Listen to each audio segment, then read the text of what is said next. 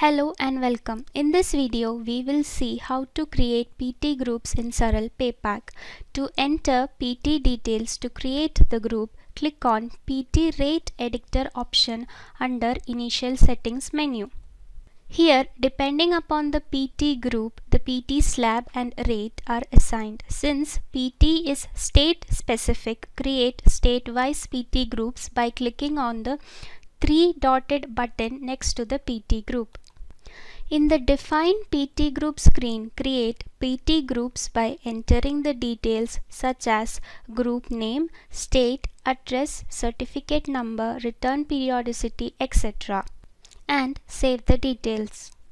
Once all the groups are created, close the window back to the PT editor. Select the required group from the drop-down and select the effective month from when the group must be effective. On selecting the group, click on Fill Default. Based on the state of the group, the applicable PT slab will be fetched automatically. The same PT groups will also be reflected under branch creation. Save the details and exit. This completes the process of PT group creation through PT Rate Editor in Saral PayPack. If you have any questions, ask them in the comment section below, and make sure you subscribe to our YouTube channel for more such videos. Thank you.